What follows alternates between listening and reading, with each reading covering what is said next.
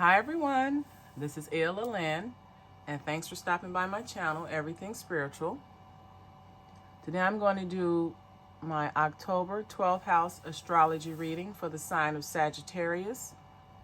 Sagittarius dates are November 22nd through December 21st, and Sagittarius is associated with the sign of Jupiter.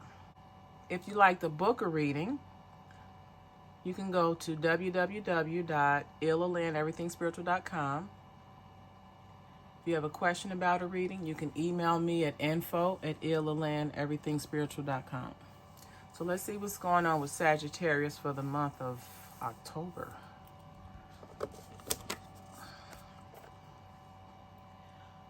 In your first house, we have the Two of Air, this is comparable with the Two of Swords and the Rider-Waite Tarot. So you have your appearance is that of someone who may be considered fickle-minded, or right now you're going through a phase where you're having a hard time making a decision. You may have a lot of self-doubt. You come across to others as someone who's very unsure, and you're also that you may be a people pleaser.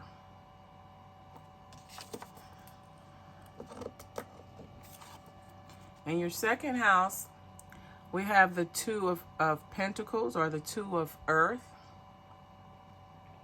So when it comes to your earning ability, you're someone that you have a great earning ability. You're a workaholic.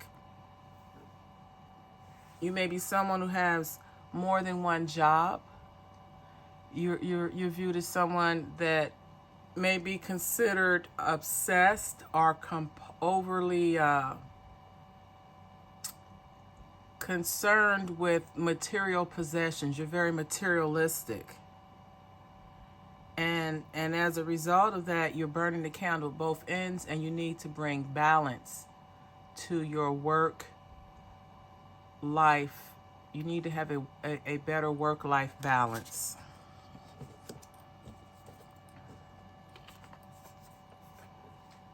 Your third house is the house of how you come across to others and how you how you respond, or how you're in your immediate community. Here we have we have the Seven of Fire, or the Seven of Wands. So the first thing I see here is that you're someone that you're going to stand up for yourself. The way you communicate it's in a way that you stand up for yourself, and you stand up for what you believe in. You have a lot of self-confidence.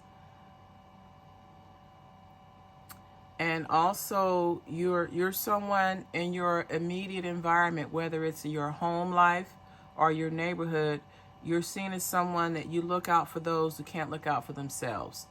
You speak out for those that have no voice.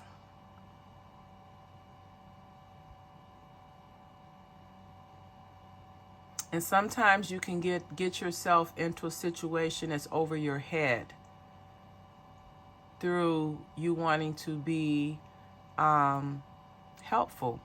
You can get into situations that you may not think things all the way through, or you take on other people's problems when you have enough of your own to deal with.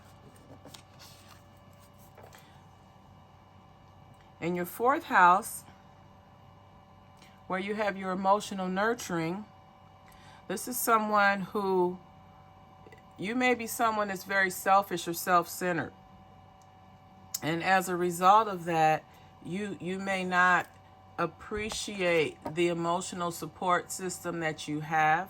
You may take it for granted, or you may not have a sense of gratitude for those that are around you and that are providing you support, your foundation. You're come across as very you're in your own world. You can't see the forest for the trees. So you need to wake up and appreciate what you have, because it could always be worse.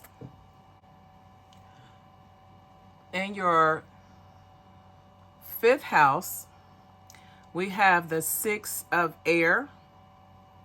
And this is the house of where you have your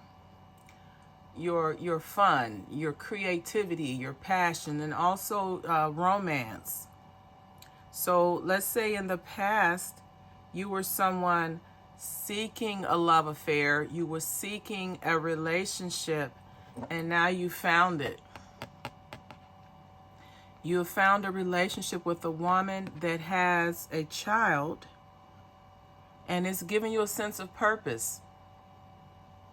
You're taking this woman from, you see the clouds in the background and the water on this side. You have the 6 swords in the water.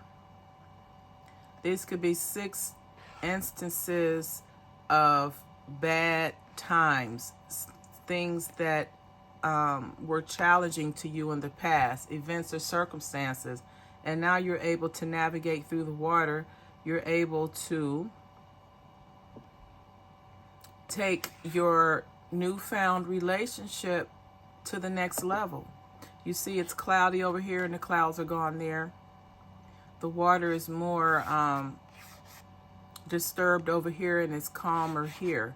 So you are in a position where you found a romance, something that you've been searching for a long time, and things are looking up for you.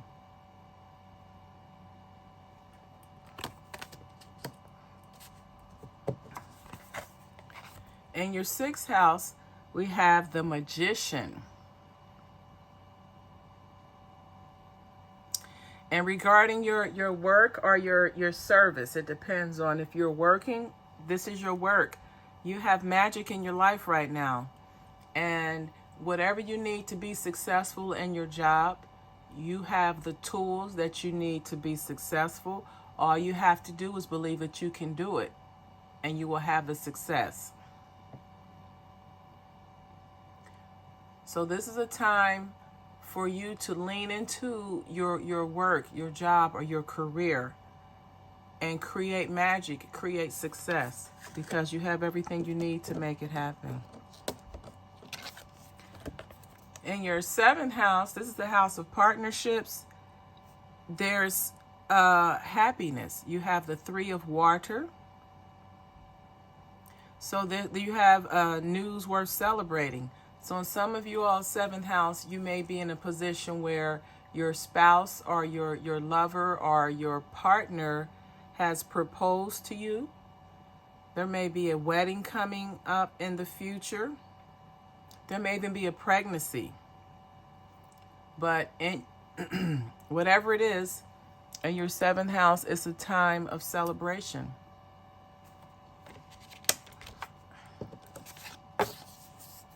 Your 8th house is the house of where you had your shared assets and your joint finances.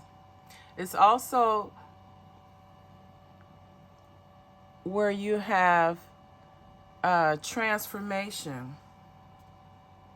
So here we have the Page of Earth, or Pentacle.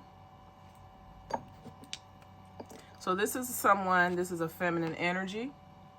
When it comes to her family, she's worked very hard to leave a legacy behind, to leave a inheritance behind. She's planned for inheritance. She's planned for her future as far as taking care of her family. She's very dependable. She's studied and she's taken the time to draw up wills, to have life insurance policies. She's making sure that she leaves a legacy behind for her children and her significant other. The 9th house is a house of expanded consciousness. And this may be someone who may be on a spiritual journey or a quest of some sort, or where you want to get a deeper understanding of your religious beliefs or your spirituality. And you have the Moon, which this is a major arcana card. So this is saying that listen to your intuition. Whatever questions or whatever path that you want to take regarding your spirituality or your religious beliefs, follow your intuition, pray, and ask the divine for signs. And then let go. It's like set it and forget it. And then through that, trust your intuition. Trust that the information that you receive from Spirit is accurate and correct, and that you don't have a reason to worry. And that once you receive the downloads from Spirit on what to do, it'll make everything seem clearer. So just pray. Put those prayers and petitions up to God or to the universe and see what you get.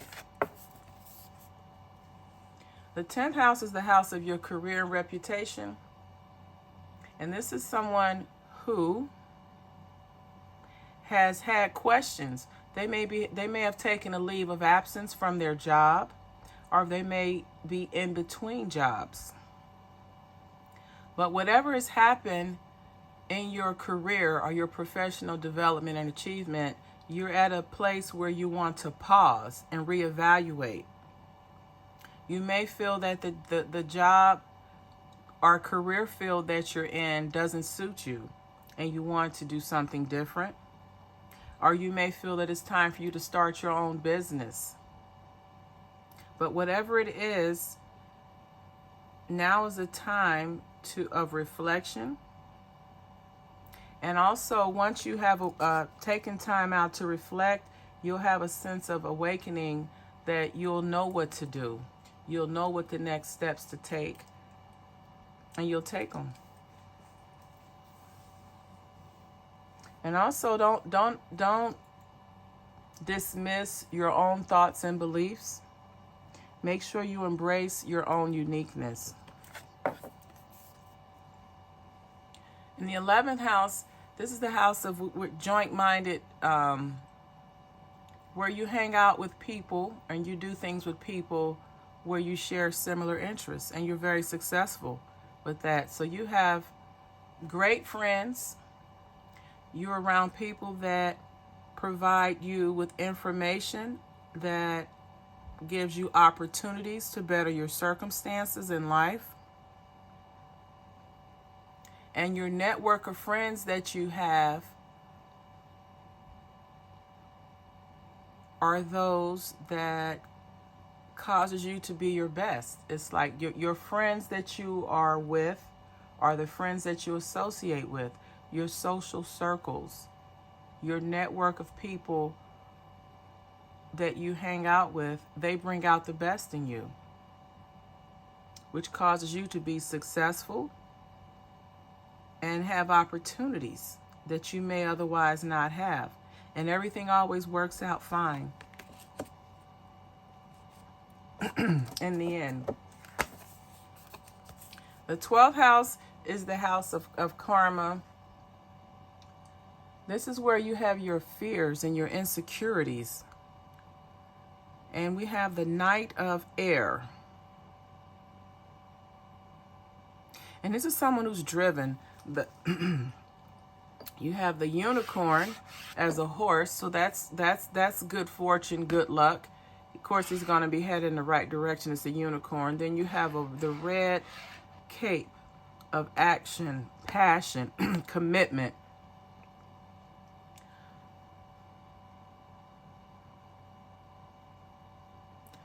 So when it comes to your house of karma, you've taken measures. You've acted in a way that you've acted out of logic. You've made decisions out of logic. The sword suite is that of using logic, mental clarity, to make decisions. And those decisions that you've made through thinking logically, through using intellect instead of emotions, have caused you to work through those fears and insecurities that you have, so that you're not in a position anymore to self-sabotage due to fears and insecurities. Instead, you are driven. You're focused on changing that which you don't understand. You're focused on changing that which you fear. Because there's nothing to fear. The only thing to fear is fear itself. If you make a mistake, you right the mistake, or you correct it. You right the wrong. You cannot live in the past. Whatever's happened has happened. So you just move forward. You live your life with purpose and intention, and then you won't attract the karmic debt that will cause you to have those feelings of self-sabotage, of fears and insecurities. So Sagittarius, there you have it. This has been your October 12th house astrology reading. If this video resonates with you or someone you know, please like, comment, share, and subscribe. If you'd like to receive more spiritual guidance, you can follow me on Instagram at @IllaLynn. Have a wonderful day, and as always, namaste.